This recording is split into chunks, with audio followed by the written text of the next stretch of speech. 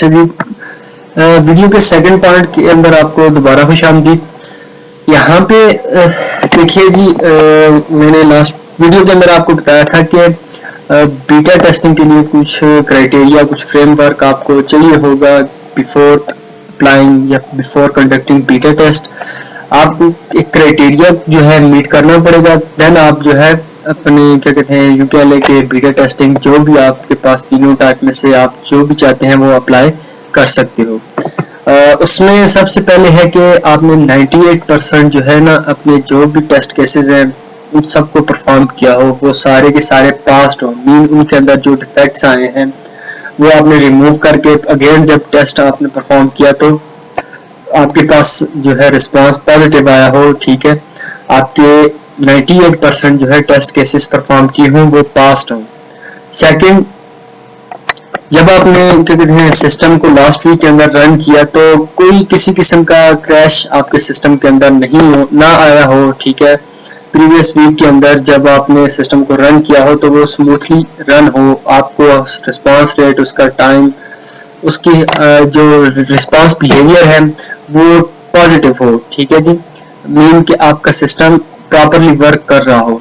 Number third ये है कि जितने भी क्या कहते हैं आपने रिजॉल्व डिफेक्ट्स हैं वो क्लोज स्टेट के अंदर होने चाहिए। क्लोज स्टेट के सम्राट के जब आपने टेस्ट केसेस अप्लाई किए थे तो जितने भी प्रॉब्लम्स आपको नजर आए थे, क्रिएट हुए थे, ठीक है जी, उन सब को आपने क्लियर किया हो, उन सब डिफेक्ट्स को रिमूव करके जहां जहां पे आपको डिफेक्ट्स आए थे उन एरियाज को आपने क्या कहते हैं दोबारा जो है उनको वर्किंग स्टेट के अंदर ले आए हों, ठीक है जी।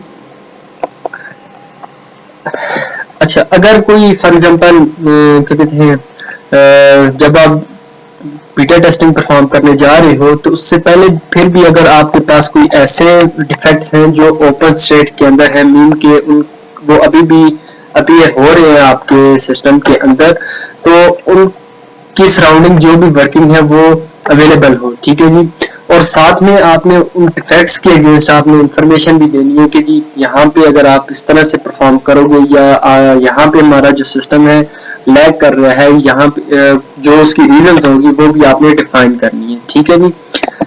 उसके बाद है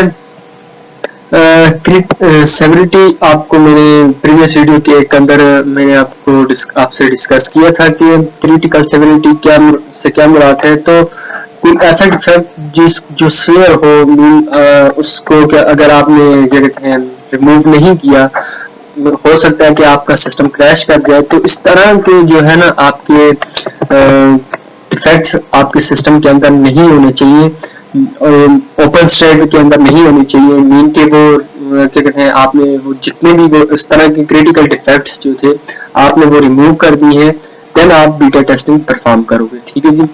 नंबर 6, अगर हाई सेवरिटी के अंदर भी अगर कोई डिफेक्ट आ रहा है, अगर किसी डिफेक्ट की चांसेस है कि वो उसकी जो है सेवरिटी हाई पे है, तो वहां वो उन डिफेक्ट्स को भी आपने रिमूव करना है, देन आपने बीटा टेस्टिंग परफॉर्म करनी है, ठीक है जी। अगर आपके क्या कहते हैं प्रोडक्ट के अंदर मीडियम टाइप के कोई मीडियम सेवरिटी के अगर आपके डिफेक्ट्स आ रहे हैं तो आपने वो भी लिमिटेड उनके नंबर होने चाहिए, ठीक है, बहुत कम होने चाहिए। और जो वो नंबर क्या कहते हैं आपके पास उन नंबर के जो डिफेक्ट्स होंगे वो प्रोजेक्ट टीम जो है आपकी टेस्टिंग टीम जो है वो डिसाइड करेगी कि कम से कम कितने होने चाहिए। मीन कम से मुराद के उन डिफेक्ट्स को रिमूव करने के बाद, फॉर एग्जांपल जो मैंने आपको ऊपर डिस्कस किया है कि आप बताओगे कि जी अभी इतने नंबर ऑफ डिफेक्ट्स यहाँ पे हैं, यहाँ पे ये इश्यूज आ सकते हैं, तो उन्हें कम से कम रखना पड़ेगा आपको, ठीक है जी। जितने भी टेस्ट केसेस आपने परफॉर्म किए हैं उन सब की डिटेल जो है अपनी जो टीम है, जो एग्जीक्यूशन टीम है, आपने उसके सामने रखनी है। जो बीटा टेस्ट कस्टमर है आपने उसको बताना है कि हमने फलां टेस्ट केसेस अप्लाई किए हैं, तो क्या कहते हैं उसके अगेंस्ट आपको क्या रिस्पांस मिलेगा, इस सब की डिटेल जो आपकी बीटा टेस्ट कस्टमर टीम है उसके पास होना चाहिए, ठीक है जी। नंबर 9, जो बीटा टेस्ट प्लान है कि आपने from initial point two last point किस तरह से चलना है, कैसे आपने टेस्ट को परफॉर्म करना है, उस सब की डिटेल जो है आपकी टीम के पास होनी चाहिए।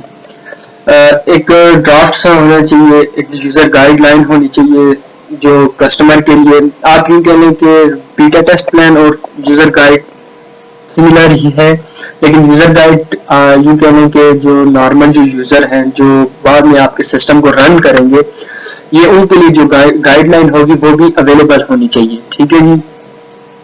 Training material on the system available for field engineer.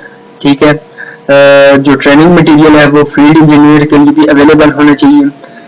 जो सपोर्ट टीम है, बीटा सपोर्ट टीम, वो हर वक्त जो है ना अवेलेबल हो। जो पहले बीटा सपोर्ट टीम के बारे में आपको बता दूं, बीटा सपोर्ट टीम वो है जो क्या कहते हैं आपका जो बीटा टेस्ट हो रहा है उसे जो कंडक्ट करवाएगी, वो टीम आपकी जो है बीटा सपोर्ट टीम है। और वो बीटा सपोर्ट टीम आपकी टेस्ट टीम होगी, क्या कहते हैं प्रोजेक्ट टीम होगी। ठीक है, वो जो है कस्टमर जो बीटा कस्टमर है जो टेस्ट परफॉर्म करेंगे, हर वक्त उनके साथ जो है ना उनको क्या कहते हैं उनके साथ मीटिंग होनी चाहिए। ठीक है, बिफोर कंडक्टिंग बीटा टेस्ट, उससे पहले जितने 2-3 वीक जो है आपके पास उन सब के अंदर जो है ना अपने कस्टमर के साथ वो जो है मीटिंग करेंगे, उनको जितना भी डेटा है वो अवेलेबल करेंगे, उनको ये सारी चीजें कैसे कैसे आपने बीटा टेस्टिंग परफॉर्म करनी है वो सारी की सारी चीजें वो जो आपकी सपोर्ट टीम है वो ही बताएगी। ठीक है, तो उसकी अवेलेबिलिटी 100% होनी चाहिए। जितने भी आइडेंटिफाइड बीटा ब्लॉकर हैं, डिफेक्ट्स हैं, वो क्लोज स्टेट के अंदर होने चाहिए।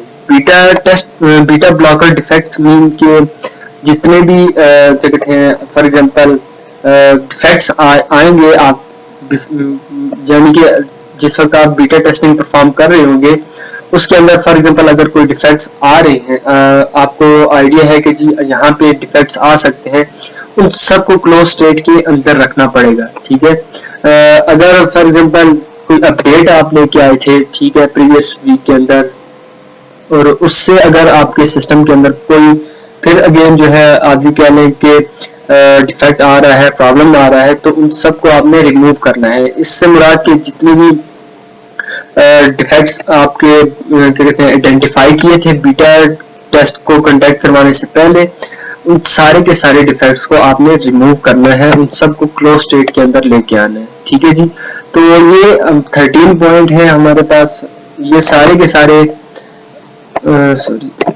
आपको क्या कहते हैं कंडक्ट करवाने पड़ेंगे। ठीक है, आपको इंश्योर करना पड़ेगा कि ये सारे के सारे पॉइंट्स आपने कवर कर लिए हैं, देन आप जो है ना बीटा टेस्टिंग के ऊपर जाएंगे। फिर वहाँ इन सारे पॉइंट्स को कवर करने के बाद फिर आपने जो है अपनी बीटा टेस्टिंग के लिए एक टीम सेलेक्ट करनी है। अगेन आपको बता दूं कि उस टीम के अंदर आपके में भी आप कोई टेस्टर हायर भी कर सकते हो। ठीक है, रियल यूजर जो आपके सिस्टम को जैसे बायर हैं आपके, आप उनसे भी कंडक्ट करवा सकते हो। आपकी जो टीम है डेवलपिंग टीम आप यूँ कह लें, आप एज ए यूजर उनको रख के आप उनसे भी जो है ना कस्टमर से एज अ कस्टमर उनको कंडक्ट करवा सकते हो बीटा टेस्टिंग। तो ये कुछ की पॉइंट थे जिनको आपने बिफोर बीटा टेस्टिंग आपने माइंड में रखना है। ठीक है, तो देन आप जो है बीटा टेस्टिंग परफॉर्म कर सकते हो। तो उम्मीद करता हूँ आपको जो ये क्राइटेरिया हमने आज इस वीडियो के अंदर डिस्कस किए हैं ये अच्छी तरह से समझ आया होगा। सिंपल से पॉइंट है, मोस्टली इसी चीज का ख्याल रखा गया है कि जो कहते हैं आपके सिस्टम के अंदर किसी किस्म का भी डिफेक्ट ना हो। ठीक है, देन आप उसे आप बीटा टेस्टिंग यूं ही कह लें कि आपका एक रियल प्रोडक्ट है जो रियल एनवायरनमेंट के अंदर यूज होना है। तो उसकी नजर इसी बात है कि आपको हर चीज का ख्याल रखना पड़ेगा कि इसके अंदर कोई डिफेक्ट ना हो ताकि नेगेटिव फीडबैक ना मिले। ठीक है जी, तो जो फिर अगेंस्ट आपको फीडबैक मिलेगा उसके अगेंस्ट आपको क्या कहते हैं वर्किंग करनी पड़ेगी। जो डिफेक्ट्स आपको नजर आएंगे उनको रिमूव करना पड़ेगा। तो ये था क्राइटेरिया। ठीक है जी, उम्मीद करता हूँ आप सबको अच्छे से समझ आया होगा। नेक्स्ट वीडियो तक के लिए अल्लाह हाफिज।